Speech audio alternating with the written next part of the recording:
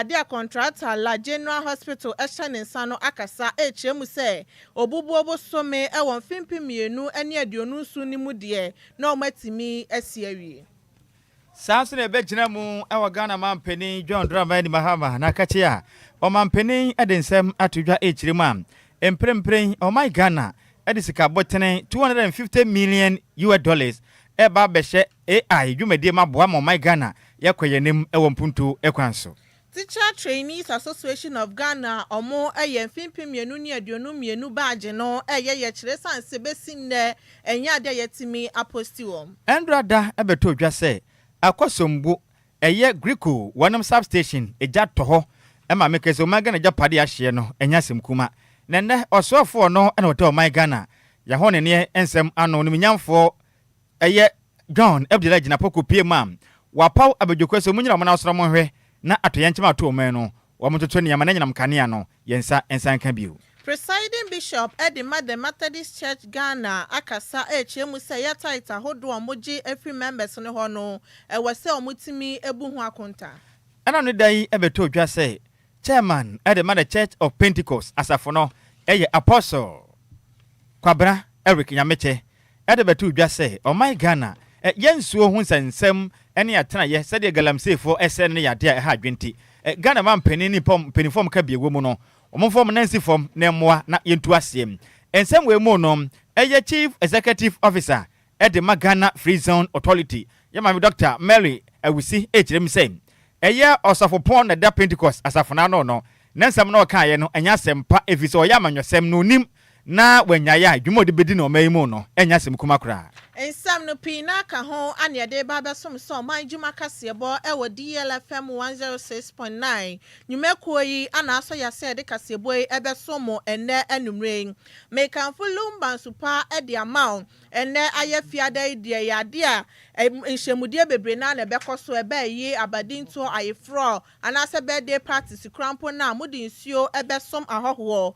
enu ntine se wo ya nkrakra se wo shop se wo awu to agufie na ne abusuafo anom Ubetimi Afrem penny 0549 889685 and 0549 4366616. Okoda nsoma ne important ma Madam Abanyamiche ye yeso distributor wa home or adjacent Lumba Spot Pietus Lane. Freno ewo 0557 349401. Bra Kwame ewo da command circle station obey Adom Choba. Frebra Kwame ewo 0244094793. Mama Vic ewo Fanco Sports M or adjacent to Ninaso Washing Bay. Friend was 0500680783. Nana Setra ewo Pokwasi Odumase or was satisfied water depot no Eben Government School no. Friend was 0592317481. Madam Edith Kusi ewo Dowenya or Opsi Central University. Friend was 0246601004. Madam Patience ewo Ashaiman or Agege in a nest. Ubetimi Afreno ewo 0543499035. Peggy Mami Business Center enso ewo Ashaiman or Ko Junction no epen eye police barracks no. Ubetimi Afreno was 0243 330836. Auntie Emilia ewo Tema Community 4 secondary joint. Ubetimi Afren was 0540423201. Na jumedie yi ana aso yase ye de omanjuma kaseboy ebe somo ende numre. Enyanuma ye de kaseboy eba abesomo numre. Edi ameje so eye Adjoa Agyei Sikapa mene. Wofa Nhyiraba Kwadwo Sammy bi mahuteden ende bantwe bonana otafirija ye da ye ho ye pa ye de kasebo no echire mwankasa ebesomo. Wadama ebana nsempatie amamu nsem dia kasiyebo de hinta nyina aha ne pa hontama DLFM 106.9 kasiyebo no nie aha ne nyina yetie. DL News.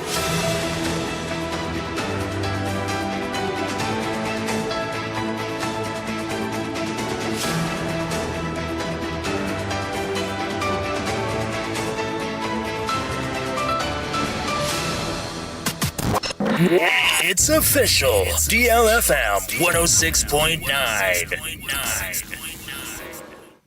Yamamo akwaba afitu mirika ndeshia yen ewo Facebook no so a na ye DLFM 106.9 na yemfa kasebo no echiri mwankasa ensemom ya hye kasebo na se e de afiri o my Ghana mampeni berema obuada John Dramani Mahama akachi na Ghana mampeni enedue yi wapadwumadie sonkubi ehontoma edi endaso no AI computing center the dwumadie babeboa pa na o my Ghana dwumadie awdo ye die no ya de afa abefo kwaso no yibia tumi akonkan e de ama omanya edi endaso no artificial intelligence yes ecosystem ay beka ne se AI ecosystem na omampeni echire mu sei hihye pa Ghana mampeni edi agu akwaso no ebeboa pa momen yakweyanim empuntu kwanso na Ghana mampeni edensem edutudwa ewora mre ne eye Ghana's national AI strategy dwumadi omopa hontoma enafia dei ewo nkran premantemu ona mampeni echire mu sei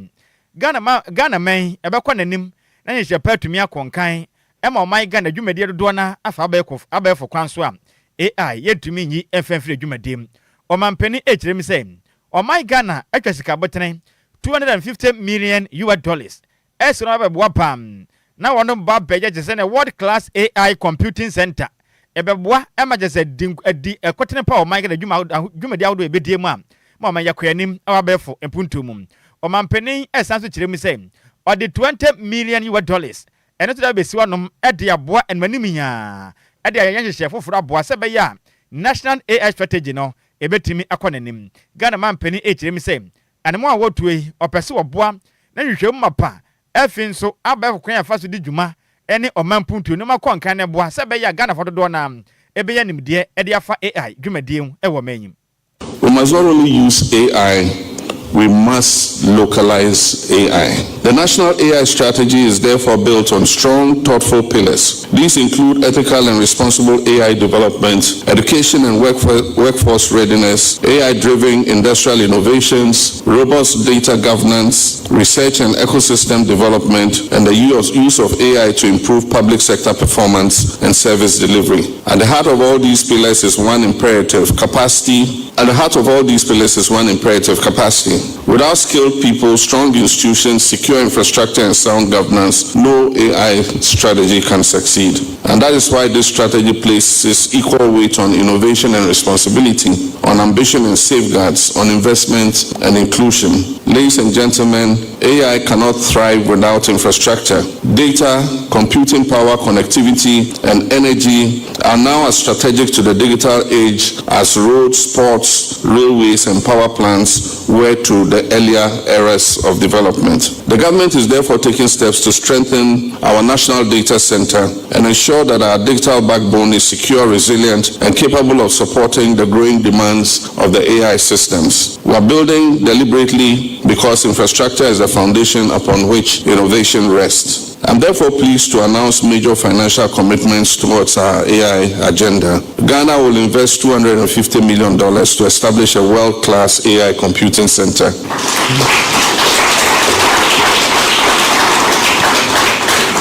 In addition, government will commit $20 million to support the short to medium-term implementation of the national AI strategy. These investments are bold but necessary.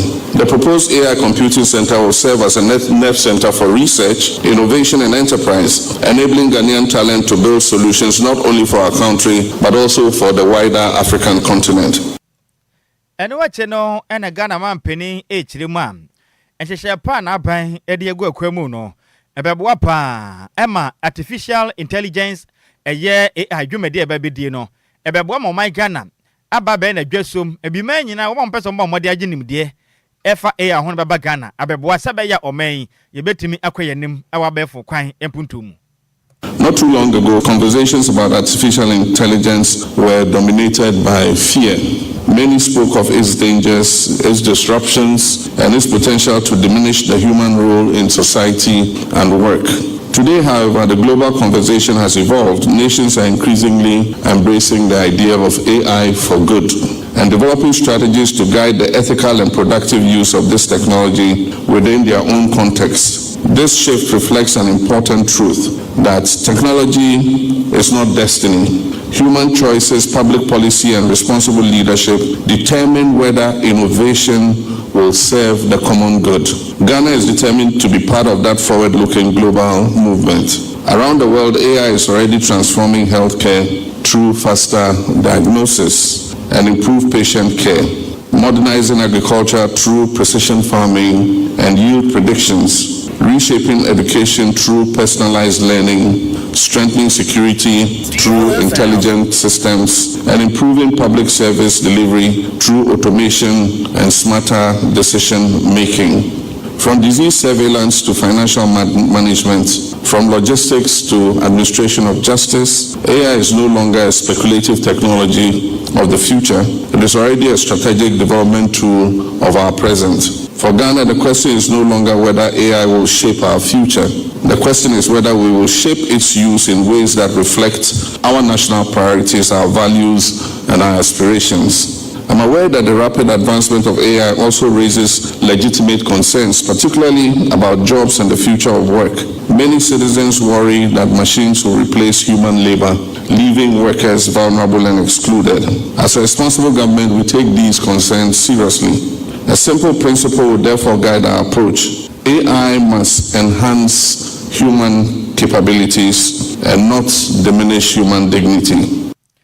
Enti eni a woti ye eye Ghana mampeni Berema Obuada John Dramani Mahama wo kirem say AI no emeyi ni pedi ebeboa ema nipa omo ye adwuma no ahokeka ena omnim de akosoro na eno achi ena osoafo no ena ohwe o man Ghana yankita hodie ena afi nso abefo kwan ya faso di dwuma ewo manyim eye ngo prampra ma bedwane oniminyamfo Sam George ekopie mu ewo dwumade na ase na wo kirem am National AI Strategy Program no yade ebeboa pam. Ebeboa mamemu akonkane. Eno wa chenso dwumadi apese die ne betumi adi no ahohare so.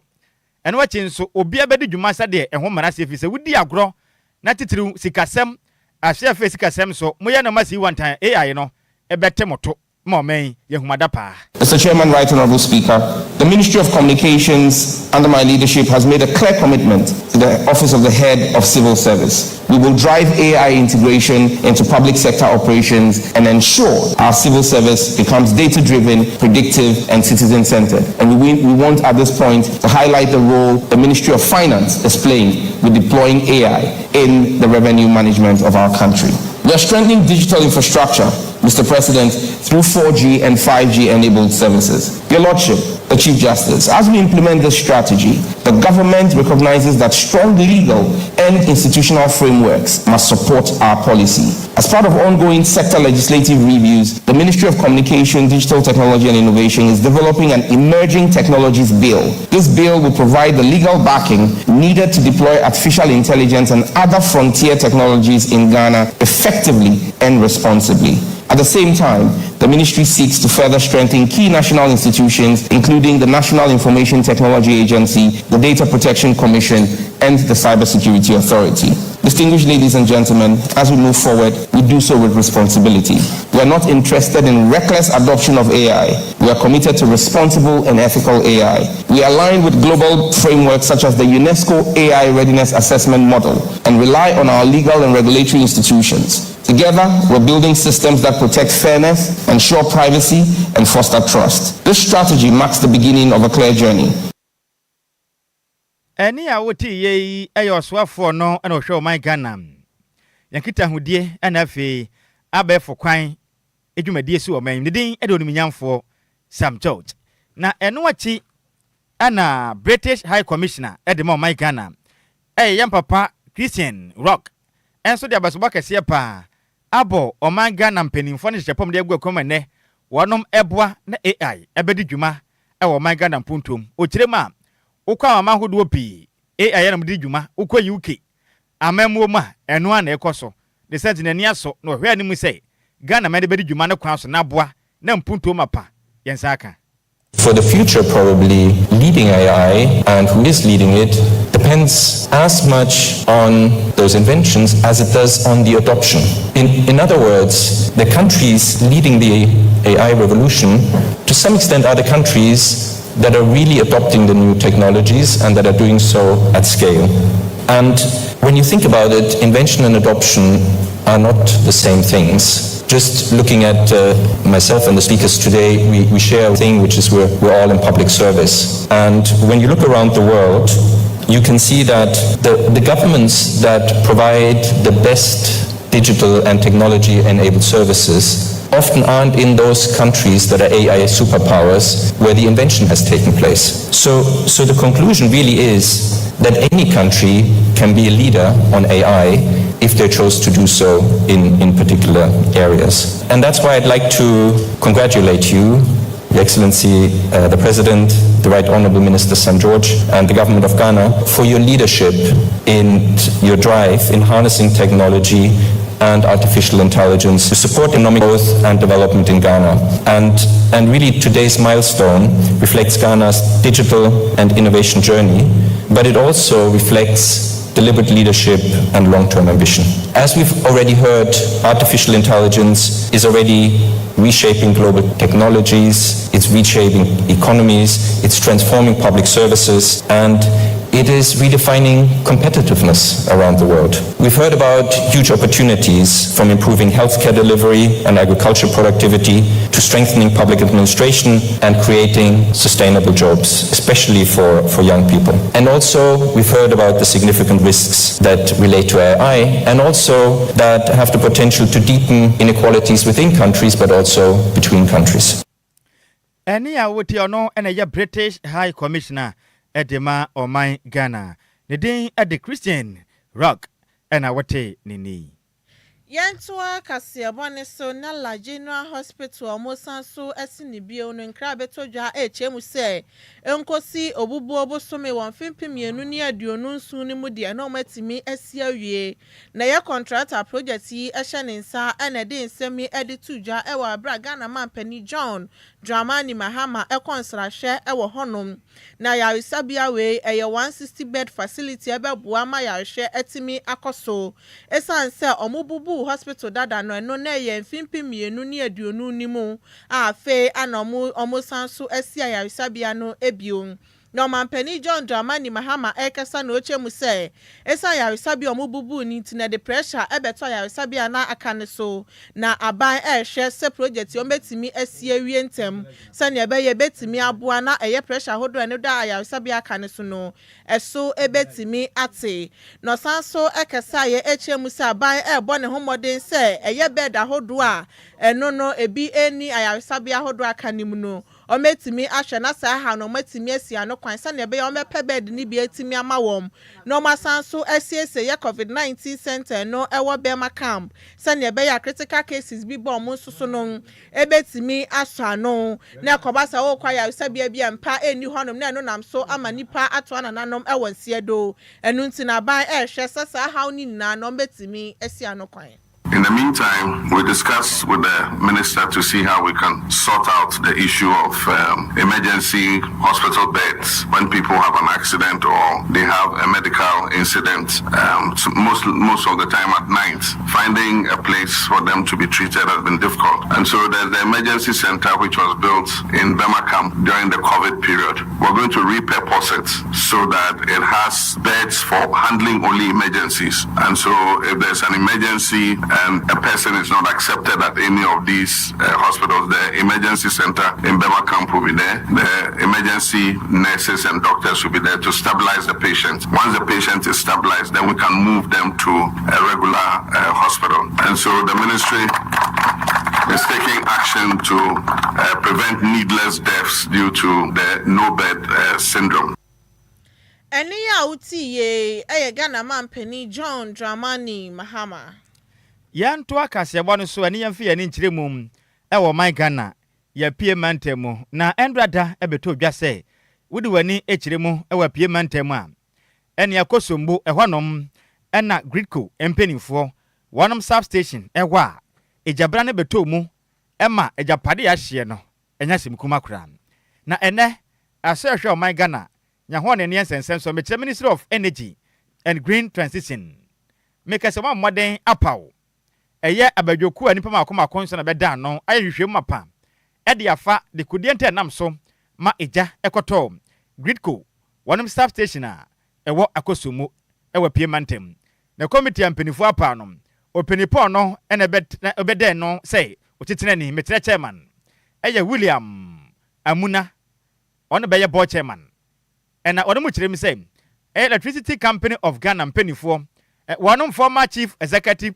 officer Ed Magriku omo hwere mto no so begina mu na waboa na watwe pode miensa oman hwehwem ade afa de kudie nte nam so menne eye akosombo Griku fo mpenifo substation no eje etumi atomum na oniminyamfo John edira gina Paul no ene wada oman Ghana ya ho ne dia ano ne sentwerefo kasa ne na okire mu am wakohwe honom no no anka so koye no waye press ne ho adwiri ne ye pa visa japade ahye no enya sem kuma no okire man manim yada national security ene Ghana National Fire Service ana fi adwuma kwa wodo mka biewom egusa wono ma hyase eye hwehwem ede afa hom okire mu say ohwe anim say ebojoko mapa begina mo na so mabɔ adwumade mapa aboa na hwehwem mapa etimi abeto dwane ye ho de kudi enam so meja no ekoto mum okire mu a ohwe anim say enanim yada omane chepa begu akwam ahwe aboa se bedu yankopɔ adom adwada no na nyinam kane no eje ne na so mempotem ahodo ne wo ho aka no wo ho etimi atowo no. We need to get to the bottom. So immediately, the ministry is setting up a 7-member committee, which will be chaired by Engineer Muna himself, who was chief executive here before.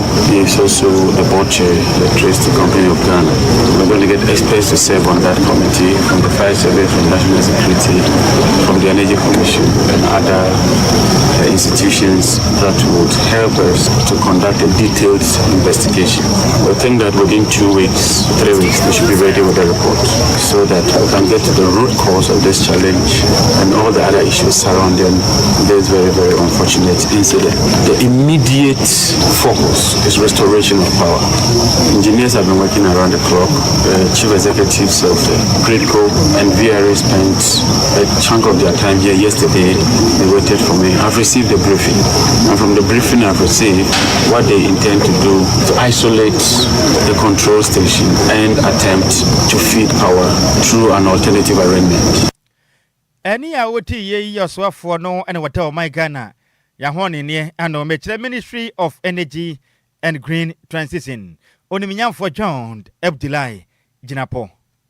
Yantua Kasiabane Sona Teachers Trainees Association of Ghana for Asha CSA Omoye Yechre Neno Omunina Ekoshia mu ewo Independence Square ewo Nkranpipni Mantem Hanom Efa Cheche for Omuno Muwie School won fimpi mienu ni aduonu mienu nim a omuchie ma nya ade yetimi aposti wom na saa yechre Efa Association for no nsema omoka omuchie ma nka automatic posting policy no omonsa so enfambra sane ebe yomunso no betimi enya adwuma yen ene omohye yechre na se edifree Independence Square ekofemu ewo Jubilee House edikosi eye Ministry of Finance honom anachese yechre no mudi esiye na omuchie ma yechre ya omuye omokaseti aban no eye recruitment omoye omofa cheche for 7,000 na omuchie ma 7,000 ne de embo esanse omo school no edosu ye papa enti omo awie school ni na wuyi 7,000 de anya de a omo beti ase esanse eyade asa recruitment exercise Ministry of Education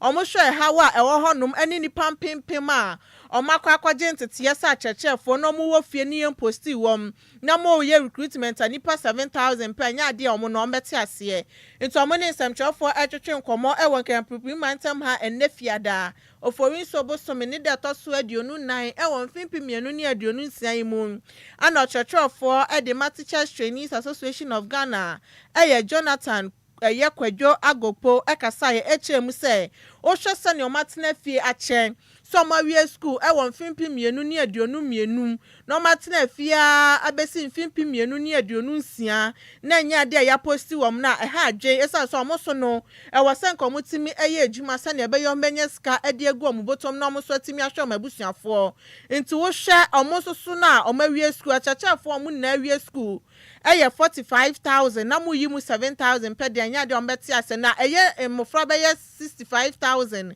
ana omoso omafo ewe colleges of education nim inti sempenifo so ehwe na sa chechefo na nya de ombetimi aposti omu ni na ne colleges of education na no ewe Ghana mu no omuntum I'm a graduate among the 2023 year batch. A player will be substituted to come and delay the game so that the other team will be victorious. So they are delaying the system. They are saying the system is working, but we are not seeing any result. That shows that the system is working. New teacher, new hiana and we are Namuhania, our Nana. Alabe, new school, new Jila,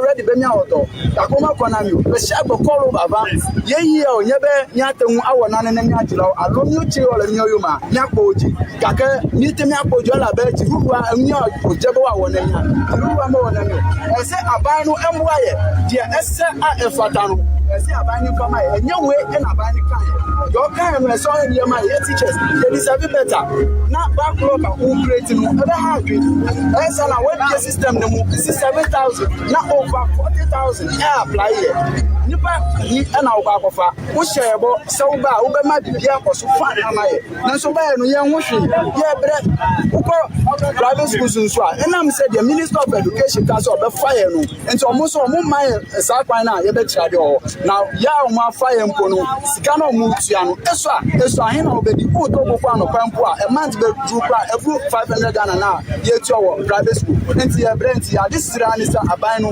onhu ye mobo na de esa anyese ye panacho nanso ya ready say be ye adwuma no we ensi wo Canada nanso aban we na ye di hu say de ade a ensi wo Canada no na oye esi esre no anti ano be na di esre na di ma aban no say onhu ye mobo na de esa fata say ye be ye no ana esa ye no onfama ye na asundwe embra oman mu. Any ya would see a church for a Dema Teachers Trainees Association of Ghana, a Jonathan Kwadwo Agyei Yantua Kasiabon swe na yenyinamu ewo omenyimu sense muam.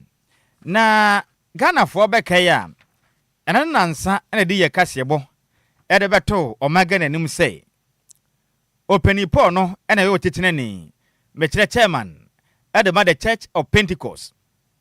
Apostle Eric Kwabranya Meche Emra na wonom asorono ede omuhia mudakesia na no etoso eduanan enwotwe metre 48 General Conference jumedi etodwa na wonom etwetwe nkomo ede afa asoro bobre ene afso ne modern bone hyepom de gwakwam de masafo no ena ode nsem todwa ewo PCC Pentecost Convention Center ede to Ghana fo anim sei obetre Ghana mampeni Berima Obuata John Dramani Mahama ene oman mu mpanimfo a omukitakita tumi na dibrekita wonom se pempenso ya du so oman galamse ya de a etete oman Ghana de hye ya du pempenso bi mpo a ensode wo oman Ghana m edu baabi na wonom eka twede ampanyakopon asem etere ade hye a se twere kokko na ka no yanko wiase afana nyina ekaka asempa no na de obedi adie no yamanasu ense eja oba na nkonkro din mu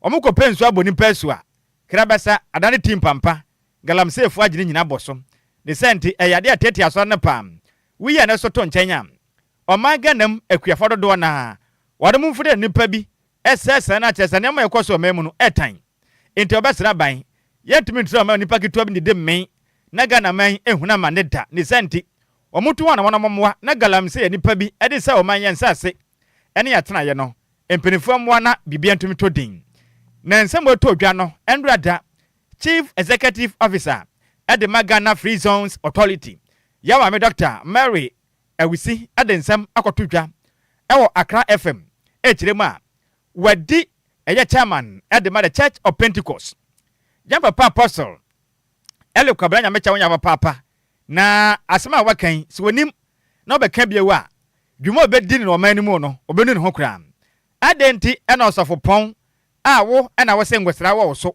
na obeya mayesem yema me kirem say apostolic kwabranya meche onhwem no ndi ne sofo se Pentecost chairman na mom galamsa asem ohwe na wanka bidda emire bi atwam MPP amanyoko no esom no ede na oyefa ho wo mena galamsei afra wo Ghana fuani yenso nyina seye o kirema papa Ghana mampani John Dramani Mahama tese oba ye no wabadwumaden galamsei no akofom kama intidenti na osofo pon a wodaje Church of Pentecost wiase nyina no wo beka nsem etesa na pese wotwe Ghana mampani eto anwam na ono na hosa wotena kwanwam eka chacha ne so opani oya safo pongo sra won so jai to adwenum engo sra won so anka nsem we yem frama semi ko beka ni senti wa bo chairman Eric Apostle Kwabranya meche kokose so wonim not na no to galam sense mo ma Ghana dwuma obedi no obedi no yenko tie nsema hodo a Apostle Eric Kwabranya meche kanya enti ya ma me Dr. Mary Ewusi abeka sansemi.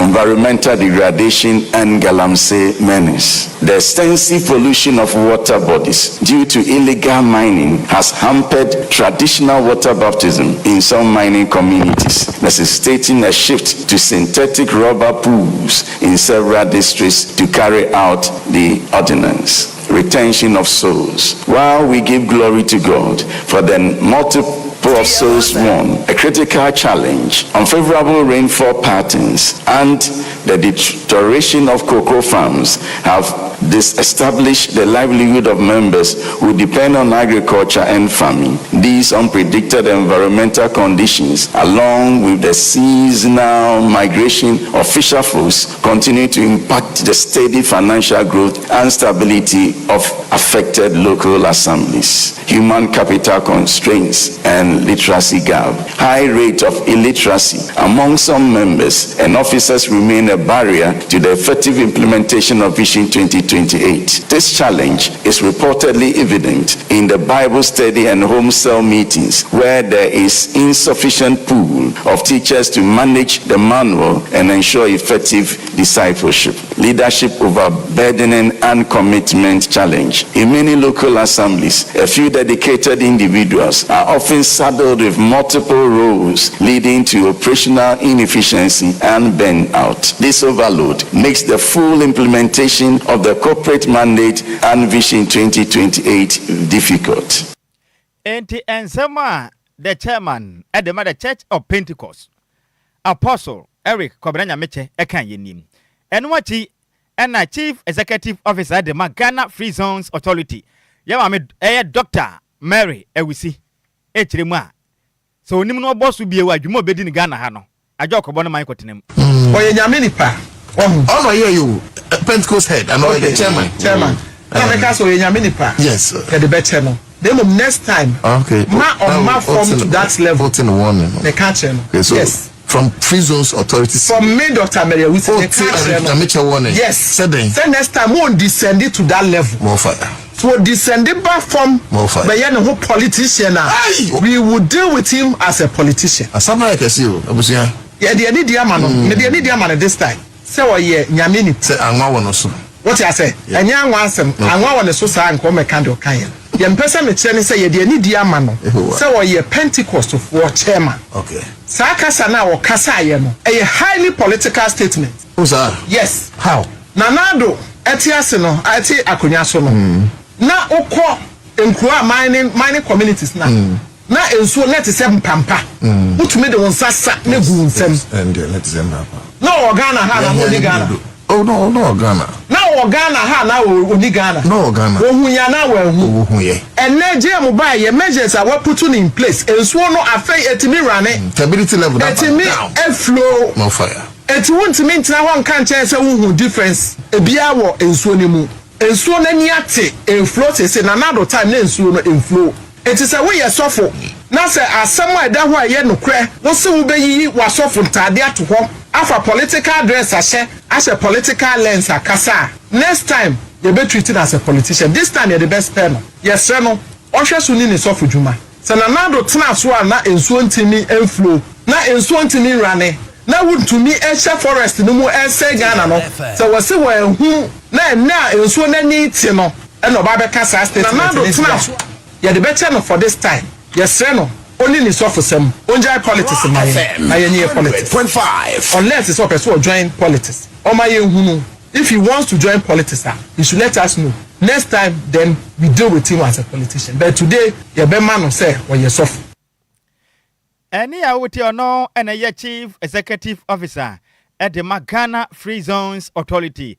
Nadine the Dr. Mary Ewusi and our training Ken, enti a one sem or the Kotudra, our Accra FM. So, I want to put my mono and the day assuming.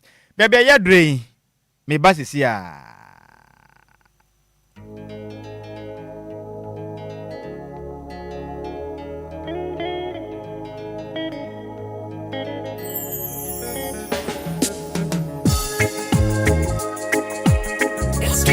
DLFM.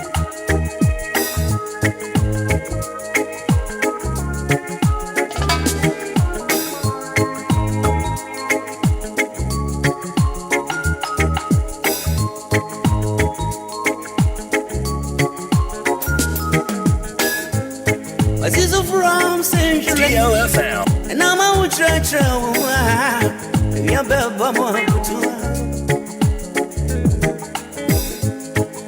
I'm from Century. And I'm out church. The people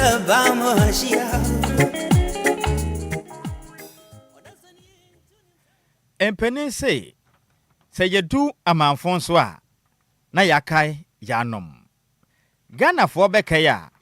Na eye kita wonsa bosom ne netoso aduonunsia efempem mienu ne aduonu enumu ena nyumtuni kase a wiase nyina twede ampon yakopon edo ne dum yen awofo to ni den oniminyamfo Charles kwadwafo su a anyemoto mu modern monti wiase nyina ma ni den Daddy Lumba ba mo wu a onfere nipa enhwe udibre eno mbode bo ho ede na pakan ekwesi ne mpaso etwen ne ko ensiedo ya ema brichie ebo man Ghana DLFM adwumakuo ene wiase nyina na ne sense mu no e papa ewuo mu abepem ni si yachi ene yensempi enam so momen ye ba benya ekuo mienu ene wona ma abete team legal wife ene afi team otobroni ene we move ene ade a wo mayima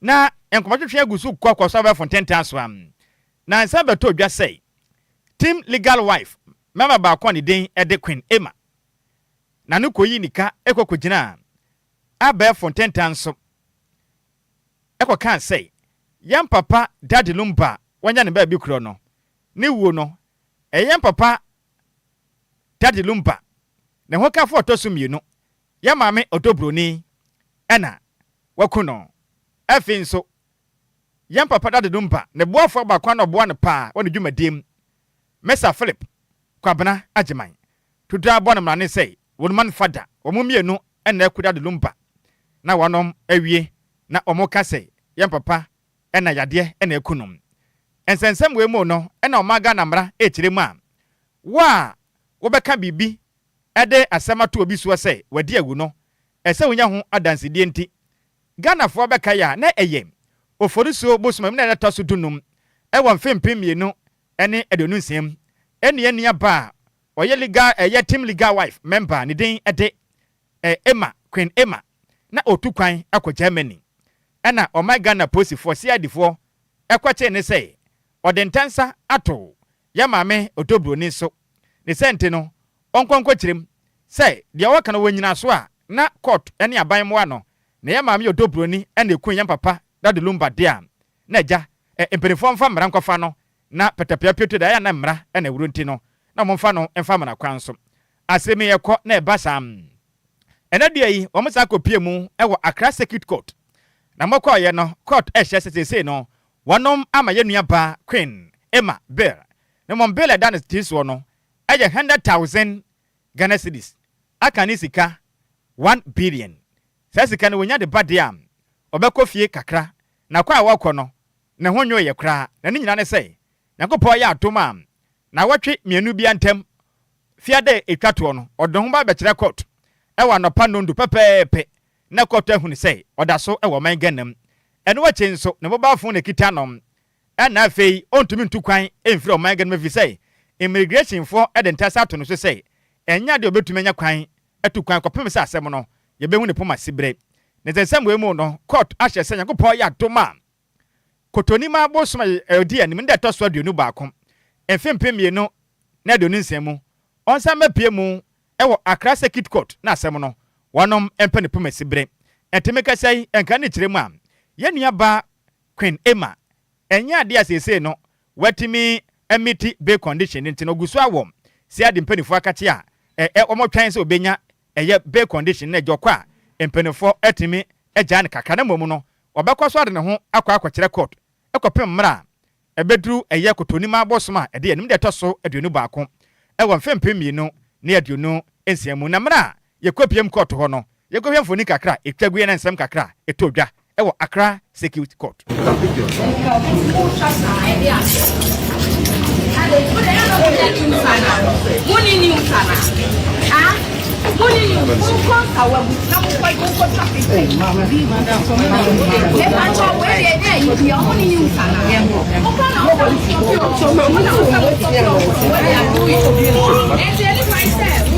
what they are doing. Money news sana.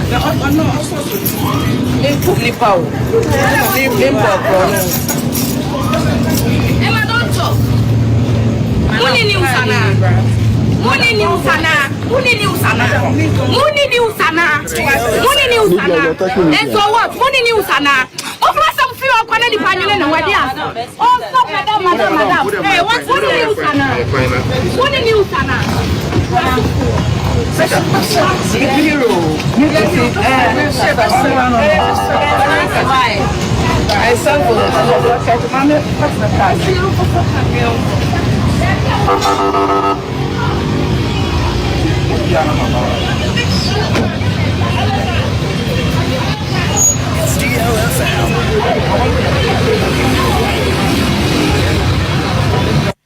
Enti uba Facebook and afinso YouTube ye nua ba Queen Emma na hu se na ohye esi ade mpanifo eka ne ho ana wonom ede no ewura ka ne mu nom ye nyina we so na me wofa se Bismarck Mambizi atenase akopama so nsem ye mfa nto aso ewa kasebo no eso na nsa na no metwa me ho abasisi a DL Power Sports emwade ejawom dead DL Power Sports on DLFM 106.9. DL Power Sports emwade ejawom dead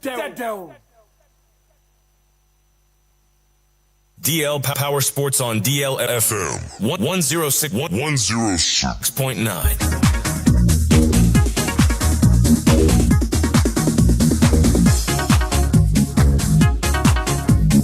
Me wofa se Bismarck Mambizi atenase yankwa ne chairman akwaba na so na baba no sagrupa maso nsem no onfa mesom yen ewo kasebo no eso Bismarck wofa Nhyiraba Kwadwo Sammy that is saying Yesu adumi ho ade pa ya da twede ampa oh metiapo ba ye weekends nti no adumi say stress ni wo nanso apo ho bibia da tin ensem ne toson ebre nti no ese eja na bugem mate ase enti ko anim. Right, Abusia Memo Adjoa Agyei Sikapa Kramra DL 106.9 mega so images out to an simple and you may yaja kunya adia cancer good emusamno Yadeba Suma dia cancer meno Sakasa Susua what in now for Nhyiraba Kwadwo Sammy Bika Sansua and Adjoa Agyei Sikapa Baba Sono Wama Sinkunya dia cancer meno Sakasano and Sumba Bianso Utimi ati Jumedi and finance and also Nkoma Kefu Abamraso Bismarck Adusai Mambise Mensuma Suma good emusamno Basuna on Sanso atimi ato dwumade so anwo dwane show no live on Facebook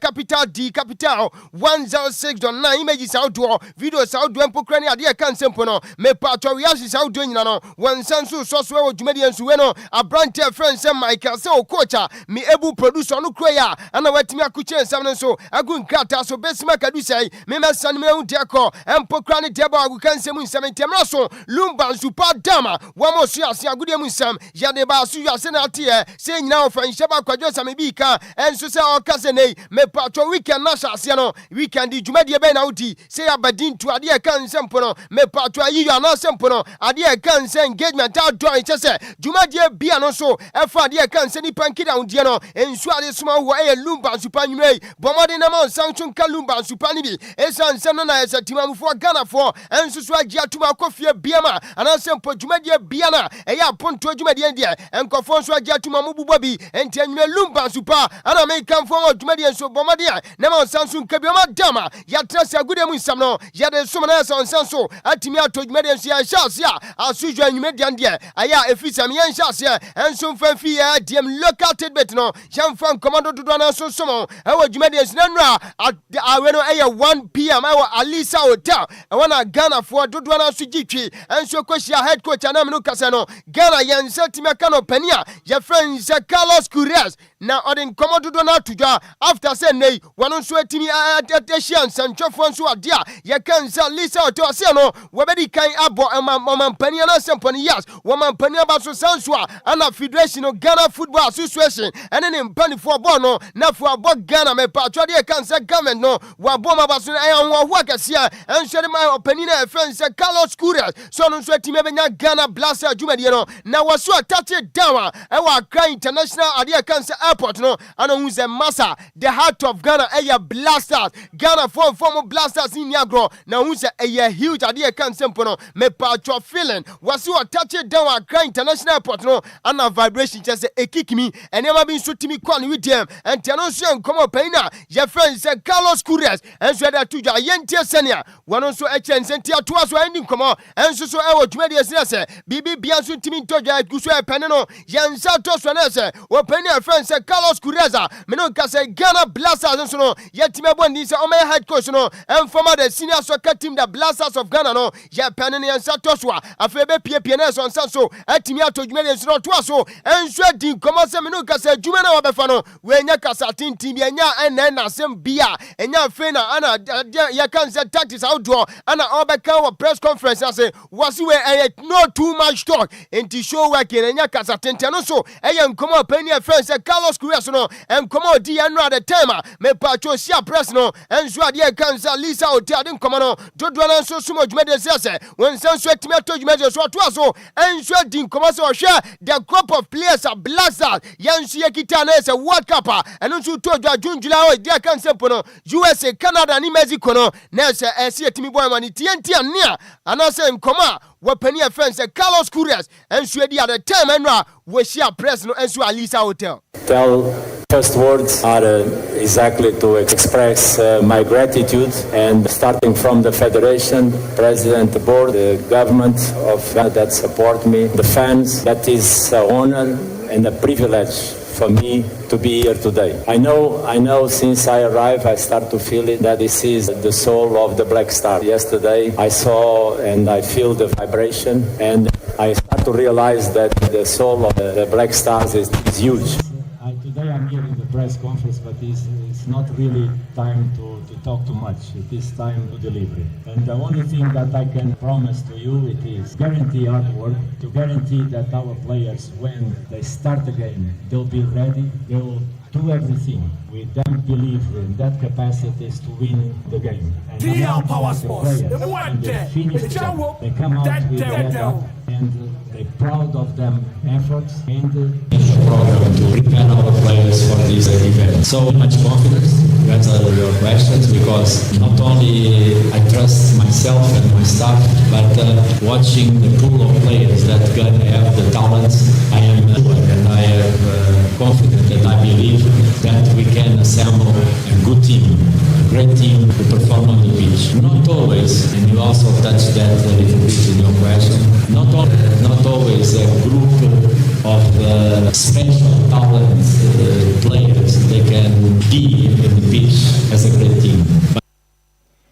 Henti weye nkomo pani and friends Carlos Couriers minu ka say die weye the senior soccer team the Blasters of Ghana head coach nkoma wanu nso edi anura e wa Lisa Oto tema wanu nso timi share press na no so eye nkoma akra fi aba edi nyina no enso asum dwuma de senior say bibi bia enso atimi akwanka no pani a ena minu ka say oye honorable minister adima Ministry of Sports and Recreation no eye honorable Kofi Idi Adams so say nei wapani na waba no hu behia bra obeboa ama Ghana yanso agudi anase Blasters no enso atimi atumpon World Cup na se no hu behia se be no hene yentie honorable minister Kofi Idi Adams. We know the secret. The coach is going to do so well with us that we will make him a chief.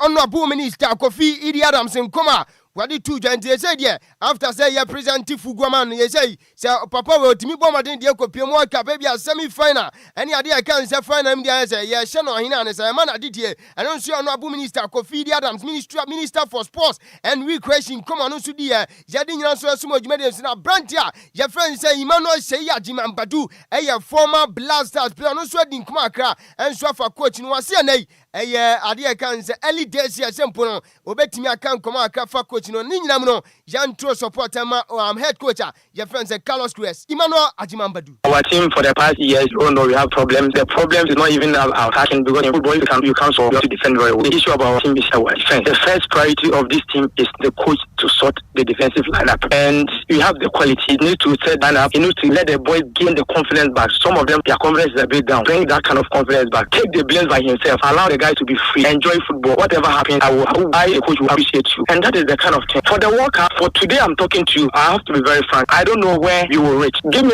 maybe some 20 days. Let's see how you will build the team, the kind of players you will bring on board, and the kind of identity you have, and the kind of defensive setup we will play. And from there, we can talk about it. But from today, it will be very difficult for me to say we will reach quarterfinals, semi-finals, we are going for the cup, or we will exit in the group stages. It will be very difficult for me. Emmanuel Ajimambadu wasi aba den se na obetimi aka sempo no Ghana je quarter final na sempo ebe progress enso afrade aka nse group stage no so enkoma wono nso di ade nyina na so mo e wo dwuma de no no Ghana ese timamufo dodo na nso gitwi ekopie mo Alisa Ota the time ese coach no enso miti press na Ghana fo bi enso de nkoma aka etuja se me nwane kan no coach ni de waba emi adon obedu Ghana endo akwa ekosha no inside the ba na no pe obesha no ya ntino obeka bebre a kire yetie but say ne hwe ne say boys no onhia boys bia onhia press bia hu press ne say we say nti pese ohu press no no press ni kasa no hu bebi obia bebo afi de bedu no hu de coach betumi ya Ghana. Well, according to him no say no do no win ntino obaye, so we are expecting him to win matches for Ghana, so I hope say definitely no he will deliver. My expectations in the bebre because enye easy what I say we be money ba beto aso no enye better sa say na yeso yeri in like akuma power coming no abaye krom as so be handle your national team no the person on my excellent work what I say yam person ko boss every rounds of 16 year if you know the person ko nem bondu baby and na ye show no also then I expect for coach no expect so obe deliver good job amaye especially I think your co-worker be brave but yentimi wini and we are just expecting the best from him. Where Ghana phobia no mukosia opani a friend said Carlos Cruz me no say dear where head coach and the mother senior soccer team the Blasters of Ghana didn't come on do na so sumo dwuma de sinam pacho opani a your friend said na no do safo a member of Ghana High School no na ono so di come on him say na sentiment my reading come on and so chose and pacho residence the year 2018 Ghana Mampani and the ministry no and so etime come and kroma ade kan say bia me pacho Ghana Blasters head coach abeda and then tia meeting say GFN so no a convert ade kan say residence no and so akwa office opani a your friend say na no do safo and so di nchiremu na ba wase ne na say coach bia no a wada say resident enti na ye tuan ka eba ne say na say yenja ho na say yemfa nya dwuma bia enti anam so bi anane yede akwa ade kan say offices enti na do safo and come out my. Do you know that as we speak,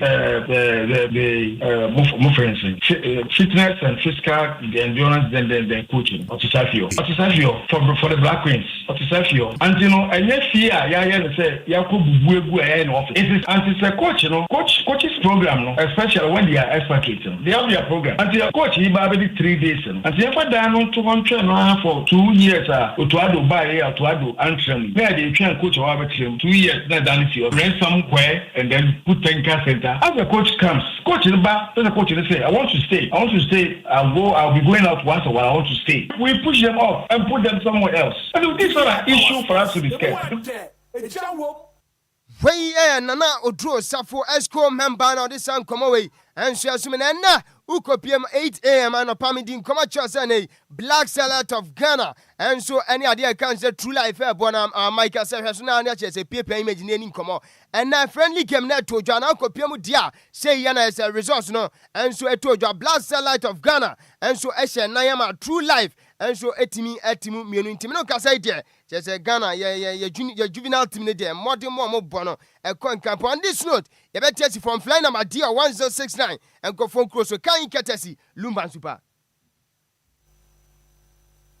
Lumba in Super natural mineral water. Get a grip with that super break. Lumba in Super natural mineral water. Get a grip with that super break. DL Power Sports on DLFM 106.9. DL Power Sports. DL Power Sports. It went there. It just that down. Right, Abusua Gusua Sinkoya so kan ketesi Lumba Supano Bay, make Kamfu Lumba Supama, Juma de Bia Udino, and Shamudia Bia, say to Jano Bomaden, no man Sanswa Kalumba Supani, Yamadama, flying Namadia, 106 and Kofon Crosso, a man an income later, Sinano, Jadi Guanas on Sanswa Timato Menesia, Shasia, Meno Casano Pami breaking it down, and show them myself, Penny and friends, Pep Guadola, and I wear Manchester City coach no, and Tiamatins and next season, Sabi Beyonce South anyway, and soon Timin Twaso and Dijuma, and former Man City Club no reporter, Megara Mention Patrick Minor, your friends Italy, one was sweating me a confirmation, one met me a try to make convince your penina, your friends Pep Guadola, one was sweating me before minor friends Italy national team, no, now some sweating me a simple, where Timia Concordeno or do a minor, and sweating me a copy of World Cup, how do I say, and on Shan come out, Kefio Badina, no, and so much weather says a baby beer, and so sweating me a Concordano Patch FC Tone, and so I was Switzerland, almost Swiss League, no, reporter met me, and he says, I got just 2 points. Nessa, almost 8 me, Jadia Cancer Swiss Super League, no, Eshan says, Omachi League, Adia Cancer 74 points. Now, second, Adia Cancer Clubber, one of the second position, St. Gallen, one was 60 points, just 2 points away. Club Fence FC Tunes, no, and Sweat Minasa 2 points, where I mean, this season, I say, Adia Cancer Swiss, Adia Cancer, me patro Super League, no, one more just Yomanas, himself just last season, and I'm promotion Super PMU, and sure Swiss Adia Cancer Super League, na say, Yadin Commodore Dona Sosomo, and what Jumadia says a baby beer, and so Sweat Timako Kana Brantia, your friends Gianluca Pristiani, one way see a Canima Benfica Timo, now Santama Midin Coma, and so Chobeka is a UEFA Champions League. This is your Toja, me patro Madrid, and Swani Club of friends Benfica, and Swabo Adia Cancer Mina, me patro your friends Portugal, and Stadio da Luz, no, Obeka is a Brantia Midino Coma, and Gianluca Pristiani, one who shouldn't Jessica Tana Nokika Sami Senu, and Swatcha Brantia friends Vini Junior, Nana Jo from Penny for Swatra Samneso, and Tia Metin says, a 6 matches ban, and a Yadiabo Brantia, your friends Sampone me patro Gianluca Pristiani, Nina says, in Samuel Kikano, Wako you from Penny for Nako confirme, so also Ajatu Makika Sansamno, na any racial abuse and Sampono, Sabi one Gancha Vini Junior Sene, where your monkey and Tiano, and I'm Subini Amani 6 matches banner, Yadin Commodore Dona Sosuman May, and what you made yourself a baby beer, and Sweatimia Concana Brantia, your friends Michaela and Sampono, when a Bukayo Saka, Menuka Sonisu Brana, head coach Adima Arsenal Timo, a Michaela Teta, the confirmation number was over the weekend, me patro gamer, Arsenal Sunday Club of friends and Newcastle Babano, Yebenwa Brantia friends Bukayo Saka, Esan Zeze and Wadiaba, and also come up any friends Michaela Teta, where head coach Arsenal Timo, one who struck with the Adin Commodona, and Swasumu Jumedia says a BB Pia, and Sweatimia Concana, UEFA president, and your penny friends Alexander Suffering. Watutu biamani refuge buta asimaza via na ya deban enya sene wo chese bon uhu ne clear nast na wo twense via for no so mfrao was a petty errors ana se na you so wo ya refuge na ugina ade aka nsempo no me patro game na se wutimi committee a eno na via for no be fra enya sene bibia na se wo twense via for no mfrao ene you copy mo Spanish Premier La Liga chese incidents ki to be near spend 15 to 20 minutes na se ya sheva no referee wo so mfas one say yade cancer hurts now say na tumirika kwatre batire na officiate game no entiana UEFA president your friends Alexander Suffering and so wajina de cancer referees so ama wakika bia chom say na me patro UEFA competitions here and pempinya sana say todwa enya any kwan sample yetimi gina one decision and also one incident so close to 15 to 20 minutes ya can say enya Premier League and sample no ade cancer Spanish La Liga no so eyen come up any friends Alexander Suffering where you for presence no e dey atu jadi nyina no so ma e wo dwumade so na me no kasa dia FIFA World Cup no by hook or by crook June July yebo na reporter me gada nwumrei and he says say ticket ni so rise 30% and asempo no say cost ru brutal when no e final stage and as a final rounds of ade can say take it sell na reporter mete and he says say shoot we could do ade can say 2 million euros enti they say the anwa ya dene pass nei afen na wo kopa FIFA ade kan say World Cup ticket ni bi ato dia e say obo an ye e say ade kan say MetLife Stadium no games how do e to dwa no report meeting say kura seat no eno nso atimi asa fans na to ticket ni nyina eno nso so the lad ade kan say no ukita 10,000 euros ana on say ka ticket ni eno nso ya nkoma ya di fru aba na sempo no ya di dodo na so so modwuma de suni nyina no FIFA mpani for bommaden enso so atimi at ticket so by 30%. Enti yeti so 30% company o ana yeto bi 10,000 euros na masa enti kaya ante so dia na se awe no eya jama mbo pa asan se FIFA World Cup ne dia indeed mundia ade kan say the biggest tournament in the world enti emu benya se nei me patro beto tasa ticket no enso aboden se no so eya nkoma akafi obadi nyina no enso asum na adagule eya player de ma Real Madrid reporter mete ene say brand ne Premier League command up no enso ma so penny friends avora below enyume game amne Robert say bono what their brand friend say Ibrahim Diaz enebo na reporter mete and he said by the time a World Cup ni beto dwa no na say adagule wono so waye fita won so betimi akonkore ma on minor your friend say taking command dia kadodo na wa nemom emre ne kopa enti nyankopon ya adoma dia kan bia no nyankopon ya adoma china etina extensively Jade dodo na so beso edina abesima kadu sai ubetimi afrem man bi sai nwenda Lumba nsu passe sa brano brand bi omtimi fa dwuma de nuka na omoso ase nwuma men sa kabi enti mo nso so ase mo mane me no mo nsa be kan ti Lumba nsu pa de Ghana for dodo na nsu agye atumo bia bubabi enti bo mamde na man sansu kabi Mike so coacher na ye bu producer images outdoor videos outdoor and reactions in your ne pia ma enti nyame aduma e dey extensively Yede DLFM sports no enso ebesumiti Mr. Anase wafa Nhyiraba Kwadwo Sammy B mayen sorry so na mama ncha Samje Bakwi mama Juline ni ra Mr. Samuel Afo ana bema yaw nisi form na betimenka why intime nkofie tweme weekend you betimenka eti wafa senior yen fancy ene de no shout out to be on dabi say eja ana Miss Rita Otema oh okay Miss Rita Sikaso obi se wasem tino ana se wala emo ya o Mr. Rita do o da ha fan na so obi amobi de me se wo ma shout out ana ese wala no asichere ni sen wo se ene de bia fe de Miss Rita ni free hin Miss Rita ye se oye otie DLFM 24/7 yes 247 o fi an stay ni radio da dia o tire kama ni radio da dia enkyerem bebre oye DLFM fan eno ano no ananya sa to wo fa biginem ma nti besrew enkyerem nsempi ne wankudi fo mpenifo anim sika yere kase bone ba na wie ya ne sana sika osi birthday ba kudi o bone tew na yenso so. Happy 8th birthday to my beautiful princess Gertrude in Shra Eyeboa Ben Oko School or Walls Educational Complex. Na ayan a special day in the mechanic said, may you have a great and happy life ahead. May your birthday bring loads of joyful and sweet memories into your life. May you have a great year ahead. Happy birthday, Gertrude in Shra Boa Ben way from me hall. Sanso any mommy, any daddy. Near can say we love you so much. Enjoy your day to the fullest. Every one hwan ho. Every me. Any hwan. Mommy, any daddy. Daddy. Yeah. Na bo mu die. Na bo amo ya. In fact. So nim ne mama ne papa di. Oh, we are say. Me na papa mama di say. At least wo bo na wo mama no papa bia na dia monitoring. O mo so mato mu din. Na wanya ne sa na say wo ye ni say ya. In fact, o mbetumi ni wanya asem o. Yo. Mate, me de makama kire ye so akase bo no so ano na awodai Ghana fo ne say de mo de ba na du ba bi kwa na wofa na me ho kura adwiri me kura.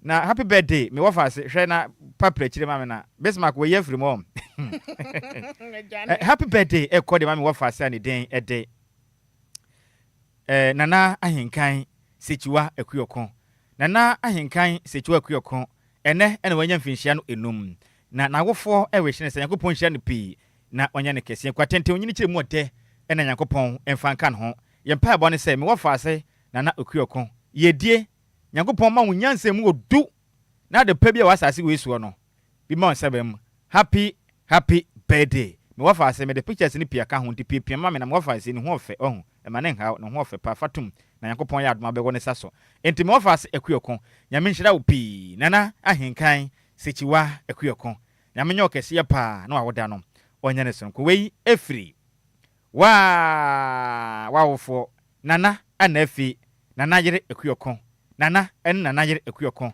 ana wa mo se yemfa awoda sonko we no yemfa ema wom na ne kwakra mu no ekọ ediama me wafase a ne den ede Augustina Ejapon oye adwuma ewo Yegua International Hotel ewa Sante Bekwai ene twede amponyankopon afafie ede afe ba ko aka afionti wow husband Augustine ata dodo afa ne se Pilato wona yesi wo edima Ebo TV o kirema ne yankopon asene nim de akyerew ede afe ba ko aka afie ho a onye okese pa enkwatenten yedie mu ode ene ho bamba emu etiapo na twede amponyankopon onfano happy birthday once again Augustina Ejapon we adwuma ewe Yegua International Hotel ewa Sante Bekwai we efriwa hokafo Augustine ata ado abona mane se Pilato na ose yemfa woda sunku we no yemfa ema kase bone ye de sie musemufo ne ye meis me belantwe se mu ma yen me wafa se makese ene wa ye adwuma ne nyina afia pempempensu yi